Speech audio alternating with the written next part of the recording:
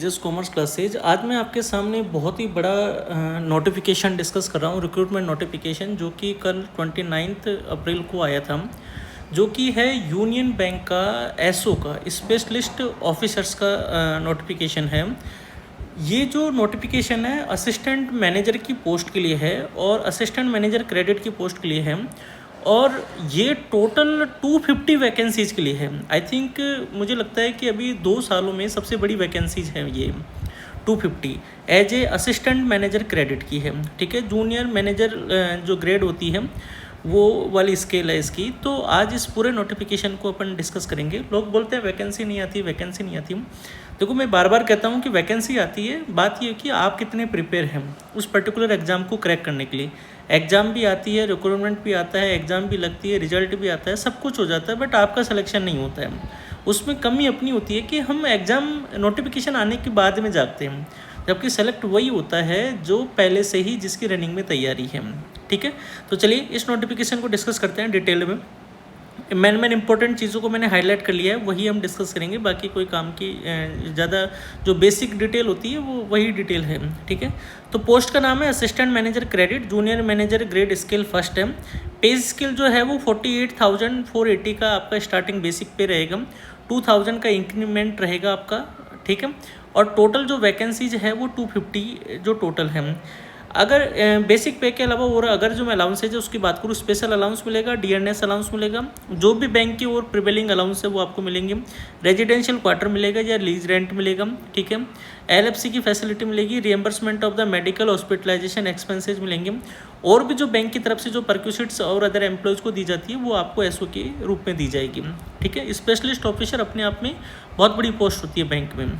ठीक है, तो अगर मैं कैटेगरी वाइज पोस्ट की बात करूँ तो एससी कैटेगरी में असिस्टेंट मैनेजर क्रेडिट की 37 है, एसटी में 18 पोस्ट है, ओबीसी में 67 है, ईडब्ल्यूएस में 25 पोस्ट है, यूआर जनरल कैटेगरी में 103 पोस्ट है। टोटल मिलाकर 250 वैकेंसी है, यानी बहुत बड़ी अपॉर्चुनिटी है जो न्यूली फ्रेश चार्टर्ड अकाउंटेंट है उनके लिए। जो भी सिलेक्टेड कैंडिडेट होगा उसको ब्रांच में या रीजनल ऑफिस में या बैंक के कॉर्पोरेट ऑफिस में पोस्टिंग दी जाएगी एज पर द वैकेंसी। जो बैंक जो भी उनके वैकेंसी होगी उसी के हिसाब से पोस्टिंग दी जाएगी, और वो ऑल ओवर इंडिया बेसिस पे पोस्टिंग होगी। फॉर्म जो है वो फिल होना स्टार्ट हो चुके हैं आज से 30 अप्रैल से, और लास्ट डेट जो है फॉर्म की है वो है 20 मई है। ठीक है, अब बात करें अगर इसकी एज की, कि मिनिमम जो एज है वो 22 होनी चाहिए जो भी एप्लीकेंट फॉर्म फिल कर रहे हैं, और मैक्सिमम जो है वो जनरल कैटेगरी में 30 इयर्स की एज तक, ठीक है, वही कैंडिडेट जो है उस फॉर्म को फिल कर सकते हैं। इसके अलावा जो एजुकेशनल क्वालिफिकेशन है वो है ग्रेजुएट होना चाहिए आप। ठीक है, ग्रेजुएट के साथ में ध्यान रखना वर्ड क्या लगा हुआ, and, graduate and CA, CMA, ICW या सीएस।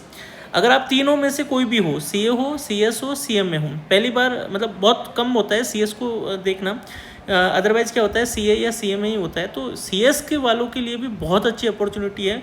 मुझे लगता है कि सीएस में भी 60% हमारा जो सिलेबस है सीए और आईसीएमए का वो लगभग सेम होता है, बस लॉ का पोर्शन ज़्यादा ऐड हो जाता है। तो उनके लिए भी गवर्नमेंट जॉब ज़्यादातर निकलती नहीं है, और ये वैकेंसी उनके लिए बहुत अच्छा वरदान साबित हो सकती है अगर वो इसको अच्छे से प्रिपेयर करते हैं तो।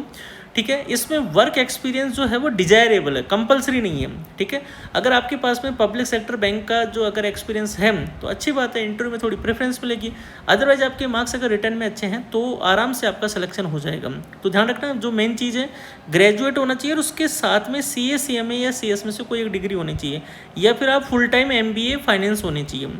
ठीक है, और एमबीए में भी आपके जो है वो 60% मार्क्स से ऊपर होना चाहिए। एससी, एसटी, ओबीसी में है तो 55% आपके एमबीए में होने चाहिए।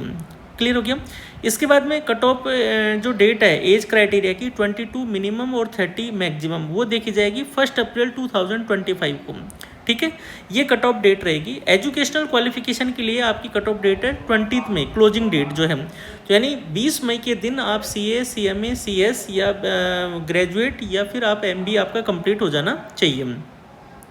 आगे ये सब बातें बेसिक चीज़ें हैं जो आपको हर नोटिफिकेशन में मिलती है कि एज रिलैक्सेशन जो है वो ST ST को 5 साल का, OBC नॉन क्रिमिनल को 3 साल का होता है, ठीक है। मैं इन चीज़ों को डिस्कस नहीं कर रहा, जो नॉर्मल पार्ट है, जो हमारे लिए मेन पॉइंट है उसी को डिस्कस कर रहा हूँ। इसमें जो प्रोबेशन रहेगा वो आपका 2 साल का रहेगा ज्वाइनिंग से, और आपको 2.5 लाख रुपये का जो है वो एक इंडेमनिटी बॉन्ड आपको साइन करना पड़ेगा 3 साल के लिए। अगर आप 3 साल पहले अगर बैंक का ये जॉब छोड़ते हैं तो आपको 2.5 लाख रुपये प्लस जो भी एप्लीकेबल टैक्सेज होंगे वो जमा कराने पड़ेंगे। सिलेक्शन प्रोसेस की बात करूँ तो इसमें रिटर्न एग्जाम होगा, रिटर्न एग्जाम के बाद में GD होगा, GD के बाद में इंटरव्यू होगा, 3 स्टेप चीज़ें होगी इसमें, ठीक है। अब ऑनलाइन एग्जाम की बात करूँ तो ऑनलाइन एग्जाम रिटर्न जो एग्जाम होगा वो एक ही होगा, ऐसा नहीं कि प्री होगा फिर मेन होगा फिर GD होगा इंटरव्यू होगा, नहीं, 3 चीज़ें हैं, रिटर्न एक एग्जाम फिर देन GD फिर उसके बाद में इंटरव्यू। तो पार्ट 1 जो है वो आपका पार्ट 1 में मैथ, रीजनिंग और इंग्लिश, यहाँ पे GK नहीं आएगी, ठीक है। मैथ में 25 क्वेश्चन आएंगे, एक क्वेश्चन 1 नंबर का होगा 25 मार्क्स का, रीजनिंग में 25 क्वेश्चन आएंगे 25 मार्क्स के, इंग्लिश के 25 क्वेश्चन आएंगे 25 मार्क्स के, यानी टोटल 75 मार्क्स का 75 मिनट्स का आपका पेपर होगा पार्ट 1 में, ठीक है।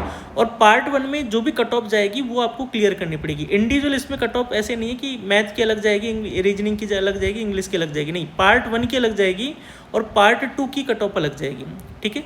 दूसरा professional knowledge relevant to the post, professional knowledge जो भी हमारा कॉमर्स का जो पोर्शन रहेगा, ठीक है, account, cost, FM, audit, law और थोड़ा बहुत बैंकिंग से रिलेटेड, वो आपसे एग्जाम में पूछा जाएगा। उसमें 75 क्वेश्चन होंगे और वो 150 नंबर के होंगे, यानी एक क्वेश्चन 2 नंबर का होगा, यानी मेजर पोर्शन जो है वो हमारा प्रोफेशनल पार्ट है। ऐसे करके टोटल 150 आपके क्वेश्चन आएंगे, टोटल 225 नंबर का आपका पेपर होगा, ठीक है। और टोटल टाइम की मैं बात करूँ तो 150 मिनट का आपका पेपर होगा, यानी 2.5 घंटे का आपका पेपर होगा। पेपर दोनों मीडियम में होगा, इंग्लिश और हिंदी में होगा, इंग्लिश वाला पेपर सिर्फ इंग्लिश में होता है, आपको पता है ये चीज़, ठीक है। नेगेटिव मार्किंग की बात करूँ तो 1/4 आपकी इसमें नेगेटिव मार्किंग रहेगी। GD जो है वो 50 नंबर का रहेगा, ठीक है। उसमें जनरल को 50% मार्क्स लेके आने हैं 25, और रिजर्व कैटेगरी को 22.5 मार्क्स आपको लेके आने हैं, ठीक है। इसके अलावा जो इंटरव्यू के लिए जो कॉल किया जाएगा वो 1:3 में किया जाएगा, यानी एक सीट के लिए 3 बंदों को बुलाया जाएगा, ठीक है। GD में भी जो आपके मिनिमम क्वालिफाई मार्क्स रहेंगे, GD भी आपका जो है वो 50 नंबर का रहेगा, और GD में भी जो आपके जो पर्सनल इंटरव्यू का मैंने बता दिया कि 25 मार्क्स जनरल कैटेगरी के बच्चों को लेके आने हैं, EWS और जनरल वालों के लिए, और 22.5 मार्क्स आपको reserve category, OBC, SC ST को लेके आने हैं, ठीक है। मेरिट जो बनेगी वो रिटर्न, इंटरव्यू और GD तीनों के बेसिस पे आपकी मेरिट बनेगी, ठीक है। चलिए जी, ये आपके एग्ज़ाम सेंटर की लिस्ट दे रखी है, वो आप देख लेना, नोटिफिकेशन मैं ग्रुप में शेयर कर दूंगा, मेरे व्हाट्सअप जो नंबर नीचे दिए गए हैं वहाँ पर। SC ST PWBD कैंडिडेट के लिए फॉर्म फिल करने की जो फीस रहेगी वो 177 रुपीज़ रहेगी। Other category general, OBC, EWS के लिए 1180 रुपये की रहेगी, इंक्लूसिव GST रहेगा, ठीक है। तो 1000 प्लस 180 रुपये का GST हो गया, ठीक है। तो ये वैकेंसी है जो आप लोगों के लिए बहुत अच्छी होगी, क्योंकि बैंक के एग्ज़ाम IBPS करवाता है, और आपको पता है कि IBPS का टाइम और रिजल्ट वगैरह सब बिल्कुल बहुत फास्ट होता है, यानी आप ये मान के चलिए कि जून लास्ट में जो है वो इसका पेपर हो जाएगा, जून लास्ट में इसका पेपर हो जाएगा। 2-3 ऑलरेडी वैकेंसीज आ चुकी है जिनका जून में पेपर है, तो आप ये मान के चलिए कि आप अभी से ही इसकी अच्छे से तैयारी करेंगे, अप्रैल आपके पास में है, मई आपके पास में है, तो आपके पास में लगभग 2.5 महीने हैं, और 2.5 महीने में मुझे नहीं लगता कि इस एग्ज़ाम को तैयार करने में आपको ज़्यादा दूर आएगा। आप ऑलरेडी जो है वो अभी कोल इंडिया की, पावर ग्रिड की, इनकी वैकेंसी की प्रिपरेशन करके निकले हों, तो बार बार मेरा कहना है कि ये अच्छी वैकेंसी है।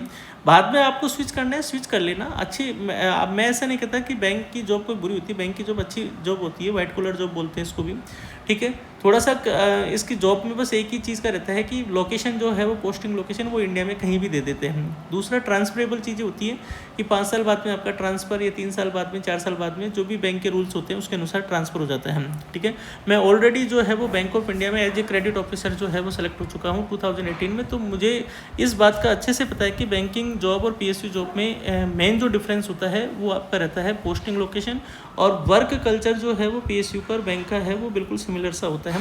बात आपको बस एक स्ट्रीम लाइन जो है वर्क वो क्रेडिट का ही रहता है, ठीक है।